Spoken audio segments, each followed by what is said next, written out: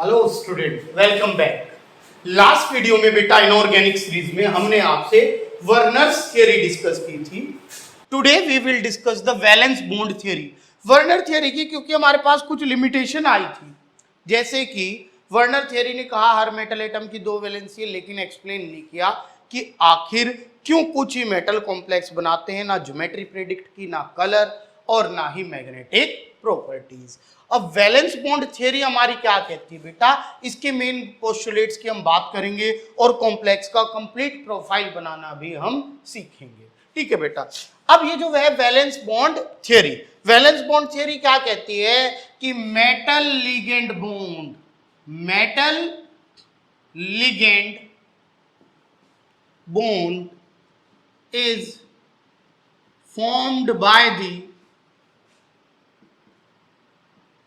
overlapping of atomic orbitals। कि जो metal ligand bond है वो एटॉमिक ऑर्बिटल के ओवरलैपिंग से बनता है। कौन से एटॉमिक ऑर्बिटल? मेटल के और लिगेंड के एटॉमिक ऑर्बिटल की ओवरलैपिंग से बनता है बाय द डोनेशन। डोनेशन कहां से होती है? लिगेंड, लिगेंड का जो इलेक्ट्रॉन पेयर है उसकी डोनेशन किसे होगी? मेटल्स के ऑर्बिटल को। और तब जाके आपके पास क्या होगा? ओवरलैप कर लेंगे। मान लो मेटल का एम्प्टी ऑर्बिटल है, लिगेंड का लोन पेयर वाला, और वो ओवरलैप कर लेंगे, तब जाके हमारा क्या होगा? मेटल लिगेंड बॉन्ड बनेगा। Right. To accommodate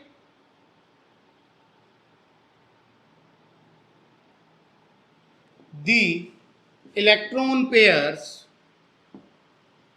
donated by the ligand, the metal atom should have the required number of empty orbitals of same shape and energy. कि आपके पास क्या कह रहे हैं कि मेटल लिगेंड बॉन्ड क्या है? ओवरलैपिंग से बनेगा। ओवरलैपिंग किसकी होगी? लिगेंड के फील्ड ऑर्बिटल, एम्प्टी ऑर्बिटल किसके? मेटल एटम के। और मान लो 6 लिगेंड आ रहे हैं तो तभी कॉम्प्लेक्स बनेगा जब मेटल के पास 6 एम्प्टी ऑर्बिटल हो, और इन ऑर्बिटल की शेप और एनर्जी कैसी होनी चाहिए? सेम होनी चाहिए, ताकि लिगेंड कोई डिफरेंस ना कर पाए, प्रॉपर्ली बॉन्ड बन जाए। तो बॉन्ड बनने के चांस कब हुए? कि तभी बॉन्ड बनेगा। ऐसा नहीं कोई भी मेटल एटम बॉन्ड बना ले, वो मेटल एटम कॉम्प्लेक्स बनाएगा जिसमें एम्प्टी ऑर्बिटल है सेम शेप और एनर्जी के। क्या है? The orbitals of same energy obtained by hybridization। कि सेम शेप और एनर्जी के जो ऑर्बिटल हैं वो हमें कहां से मिलेंगे? हाइब्रिडाइजेशन से मिलेंगे। And sometime n-1d orbitals paired up as fully as possible to generate the empty orbitals for hybridization। कई बार क्या होगा बेटा कि n-1d के अगर एक एक अनपेयर्ड इलेक्ट्रॉन है तो वो पेयर हो जाएंगे, ताकि एम्प्टी ऑर्बिटल जनरेट हो जाए, जिनसे कि हमारे पास क्या है? हाइब्रिडाइजेशन के लिए ऑर्बिटल आ जाए और मेटल लिगेंड बॉन्ड बन जाए। The geometry of complex is depends upon hybridisation. Complex की ज्योमेट्री हाइब्रिडाइजेशन पे डिपेंड करेगी। अगर sp3 हाइब्रिडाइजेशन है तो ज्योमेट्री कैसी होगी? टेट्राहेड्रल होगी। राइट।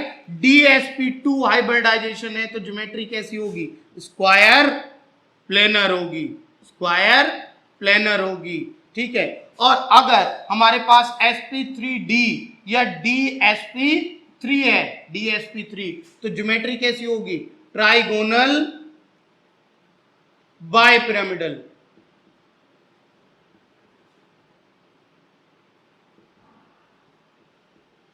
और बेटा अगर हमारे पास sp3d2 या फिर d2sp3 हाइब्रिडाइजेशन है, तो ज्योमेट्री कैसी होगी? ऑक्टाहेड्रल। इन्होंने ये एक्सप्लेन कर दिया कि आप कॉम्प्लेक्स की हाइब्रिडाइजेशन फाइंड कर लो, ज्योमेट्री पता चल जाएगी। sp3 है तो टेट्राहेड्रल, dsp2 है तो स्क्वायर प्लेनर, sp3d या dsp3 आई तो ट्राइगोनल बाइपिरामिडल, sp3d2 या d2sp3 आई तो हमारी ज्योमेट्री कैसी होगी? ऑक्टाहेड्रल ज्योमेट्री होगी बेटा हमारे पास। तो इस तरह से हम क्या कर सकते हैं? कॉम्प्लेक्स की ज्योमेट्री निकाल सकते हैं। इसके अलावा कुछ पॉइंट उन्होंने और बताए एक्स्ट्रा। पहले हम इन्हीं पॉइंट को एक बार रिपीट करते हैं। हमने क्या कहा? Metal ligand bond atomic orbital के ओवरलैपिंग से बनेगा, जिसमें एम्प्टी ऑर्बिटल मेटल के होंगे और field orbital electron pair ligand के होंगे। इन्हें रखने के लिए जो इसने डोनेट किए मेटल को, मेटल के पास एम्प्टी ऑर्बिटल होने चाहिए। अगर 6 लिगेंड है तो 6 एम्प्टी ऑर्बिटल, 7 है तो 7, 4 है तो 4, with same shape and energy. Same shape और एनर्जी के ऑर्बिटल हमें हाइब्रिडाइजेशन से मिलेंगे। कई बार हाइब्रिडाइजेशन के लिए n-1d ऑर्बिटल में पेयरिंग हो जाएगी। ठीक है बेटा। अब ये पेयरिंग कहां पे होगी? और कॉम्प्लेक्स की जो ज्योमेट्री है वो हाइब्रिडाइजेशन से मिलेगी। नेक्स्ट इन्होंने बताया कि पेयरिंग सिर्फ वही होगी जहां पे स्ट्रॉन्ग फील्ड लिगेंड है, कि हमारे बहुत सारे लिगेंड हैं, हमारे बहुत सारे लिगेंड हैं, इन लिगेंड में से सारे के सारे स्ट्रॉन्ग फील्ड नहीं है। स्ट्रॉन्ग फील्ड लिगेंड हमारे सिर्फ कुछ ही हैं, जैसे कि NH3 अमोनिया, ये स्ट्रॉन्ग फील्ड लिगेंड है। ठीक है। जैसे कि इन, ये स्ट्रॉन्ग फील्ड लिगेंड है। जैसे कि Cn नेगेटिव, ये स्ट्रॉन्ग फील्ड लिगेंड है। जैसे कि CO, ये स्ट्रॉन्ग फील्ड लिगेंड है। जैसे कि NCS, ये स्ट्रॉन्ग फील्ड लिगेंड है। और EDTA, 12th लेवल पे आपको ये याद रखना है कि बस ये स्ट्रॉन्ग फील्ड है, इसके अलावा बाकी कोई आता है तो वो वीक फील्ड है। हालांकि नेक्स्ट CFT में हम ये भी डिस्कस करेंगे कि कौन सा स्ट्रॉन्ग फील्ड है और कौन सा वीक फील्ड। लेकिन अगर कॉम्प्लेक्स की हमें जस्ट ये बनाना है तो हमारे पास ये 5 ही आएंगे बेटा। EDTA भी नहीं पूछा जाएगा क्योंकि ये पॉलीडेंटेट है।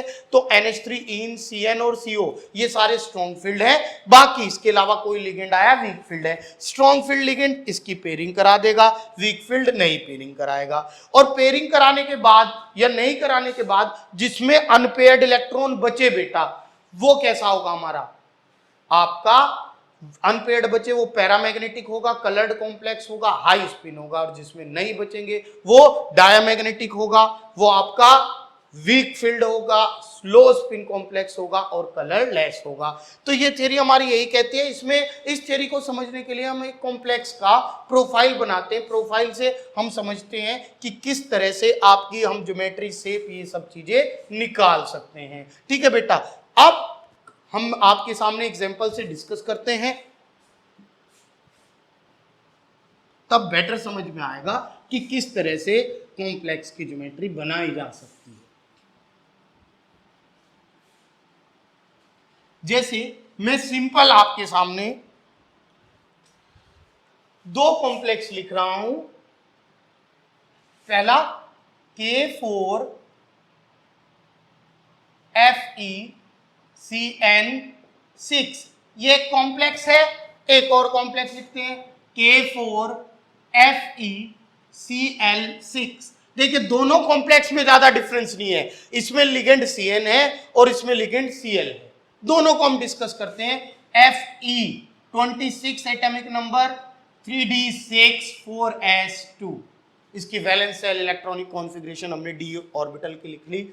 Fe सेम 3d6 4s2, यह है बेटा। अगर हम देखें ऑक्सीडेशन स्टेट +2 है तो Fe2 प्लस ऑक्सीडेशन स्टेट क्या आएगा? 3d6, 2 इलेक्ट्रॉन इसमें 4s में से लूज कर दिए तभी चार्ज आया है। तो आप देखें इस कॉम्प्लेक्स का कि ये 1 2 3 4 3d ऑर्बिटल है, ये 4s है, ये 4p है और ये 4d है। इसमें 6 इलेक्ट्रॉन है, 1 2 3 4 5 6। अब ये लिगेंड देखें, Cn कैसा लिगेंड है? Cn नेगेटिव, कैसा है? Strong field ligand, strong field ligand है। और वीबीटी क्या कहती है कि strong field ligand n-1d, n कौन सी सेल है? फोर्थ, n-1 3d के ऑर्बिटल को पेयर करा देगा।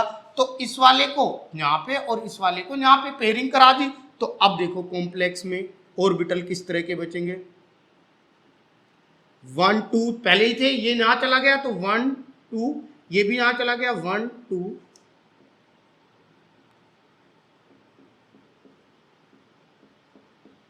अब देखिए कितने लिगेंड आ रहे हैं हमारे पास? 6 लिगेंड। तो हमें 6 ऑर्बिटल चाहिए एज पर VBT for the formation of complex. So 1 2 3 4 5 6। तो हाइब्रिडाइजेशन कैसी होगी? D2, 2d के ऑर्बिटल यूज हुए, D2sp3। हाइब्रिडाइजेशन कैसी हुई बेटा?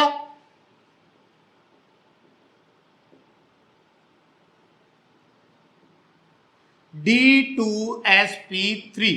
ज्योमेट्री कैसी हुई? D2sp3 के लिए ऑक्टाहेड्रल ज्योमेट्री थी, ऑक्टाहेड्रल। और टाइप कॉम्प्लेक्स का कौन सा हुआ? 2 टाइप का होता है, इनर ऑर्बिटल और आउटर। जिसमें अंदर वाले ऑर्बिटल यूज हो वो इनर ऑर्बिटल, जिसमें बाहर वाले यूज हो वो आउटर। देखो बाहर वाले d ऑर्बिटल यूज नहीं हुए, सिर्फ अंदर वाले यूज हुए, तो कैसा होगा? Inner orbital complex. ये कौन सा होगा हमारा? इनर ऑर्बिटल कॉम्प्लेक्स होगा बेटा। इनर ऑर्बिटल कॉम्प्लेक्स में सारे इलेक्ट्रॉन पेयर हैं, एक की स्पिन दूसरे से कैंसिल हो रही है, तो इनर ऑर्बिटल कॉम्प्लेक्स लो स्पिन कॉम्प्लेक्स होते हैं हमारे। ठीक है बेटा। अब जो लो स्पिन है सारे मैग्नेटिक, इसकी फील्ड लाइन इससे कैंसिल, इसकी फील्ड लाइन इससे कैंसिल, तो ये नेचर में कैसा होगा? डाया मैग्नेटिक होगा, डाया मैग्नेटिक कॉम्प्लेक्स होगा। यानी कि ये मैग्नेटिक फील्ड में अट्रैक्शन शो नहीं करेगा, इसका मैग्नेटिक मूवमेंट कितना आएगा? 0 आएगा। राइट बेटा। और ये कलरलेस कॉम्प्लेक्स होगा, कलरलेस, क्योंकि एक भी अनपेयर्ड इलेक्ट्रॉन नहीं है तो एक्साइटेशन पॉसिबल नहीं है, इसलिए इसमें कोई कलर नहीं आएगा। ये इस पूरे कॉम्प्लेक्स का प्रोफाइल है। अब जरा इस पे जाते हैं।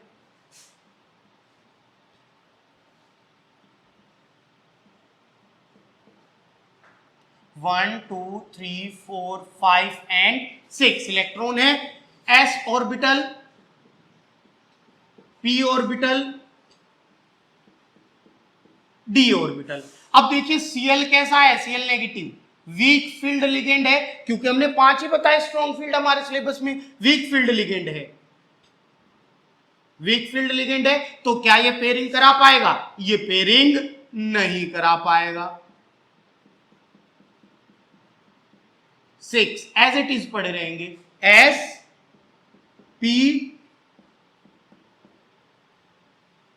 D, SPD as it is. अब 6 लिगेंड फिर आ रहे हैं हमारे पास, तो 1 2 3 4 5 6, ये 6 लिगेंड होंगे, ये 6 ऑर्बिटल होंगे जिसमें लिगेंड के इलेक्ट्रॉन आएंगे।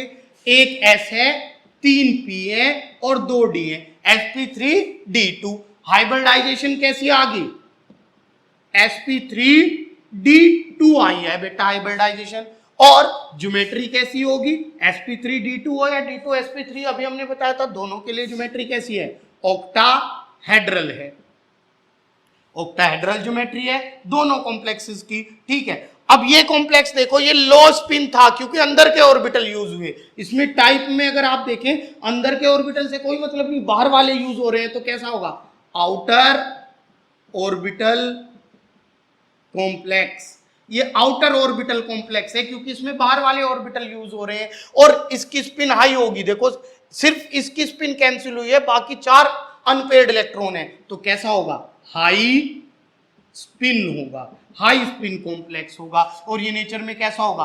पैरामैग्नेटिक, क्योंकि इसमें अनपेयर्ड इलेक्ट्रॉन है इसीलिए पैरामैग्नेटिज्म आएगा। और मैग्नेटिक मूवमेंट हम कैलकुलेट कर सकते हैं, root n into n plus 2, ये फॉर्मूला होता है। तो n क्या है? Number of unpaired electron. कितने बचे? 1 2 3 4, 4 अनपेयर्ड इलेक्ट्रॉन है, तो मैग्नेटिक मूवमेंट कितना होगा? 4 इंटू 4 प्लस 2, 4 2 6 6 4 24, रूट 24 बोर मैग्नेटम का मैग्नेटिक मूवमेंट आएगा, मैग्नेटिक फील्ड में रखेंगे, मैग्नेटिक फील्ड इसे अट्रैक्ट करेगी। क्योंकि अनपेयर्ड इलेक्ट्रॉन बचे इसीलिए ये कॉम्प्लेक्स कैसा होगा, कलर्ड कॉम्प्लेक्स होगा। मतलब इसमें आपको कोई ना कोई ब्लू ग्रीन कैसा भी कलर दिखा, जबकि ये कॉम्प्लेक्स कैसा होगा, कलरलेस होगा, और ये कॉम्प्लेक्स कैसा होगा, कलर्ड कॉम्प्लेक्स होगा। तो बेटा इस तरह वीबीटी की हेल्प से आप किसी भी कॉम्प्लेक्स का कंप्लीट प्रोफाइल बना के चेक कर सकते हैं कि दिया गया कॉम्प्लेक्स हमारा कलर है या कलरलेस है, पैरामैग्नेटिक है या डायमैग्नेटिक है, इनर ऑर्बिटल है या आउटर ऑर्बिटल है, और उसकी ज्योमेट्री एंड हाइब्रिडाइजेशन।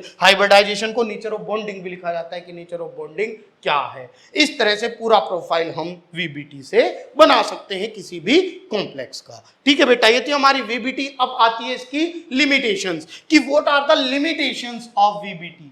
बहुत छोटी सी लिमिटेशंस हैं। लिमिटेशंस क्या कहती हैं वीबीटी की? वीबीटी की लिमिटेशन सिर्फ यही कहती हैं, it could not explain the difference between the strong and weak field, कि कुछ तो स्ट्रॉन्ग फील्ड है और कुछ वीक फील्ड है। ये बताती थी कि आपके पास कुछ स्ट्रॉन्ग फील्ड है, ये लिगेंड स्ट्रॉन्ग फील्ड क्यों है और ये वीक फील्ड क्यों है, ये एक्सप्लेन नहीं करती। This theory could not explain the reason for colour in the complexes, कि कुछ कॉम्प्लेक्स कलर है और कुछ कलरलेस। ये तो पता चल गया जिसमें अनपेड है वो कलर है, पर वो कलर क्यों है, it this could not explain the reason for colour in the complexes. ठीक है, और ये रीजन हमारा एक्सप्लेन हुआ था सीएफटी से। तो मिलते हैं नेक्स्ट वीडियो में जहां हम डिस्कस करेंगे सीएफटी, क्रिस्टल फील्ड थ्योरी।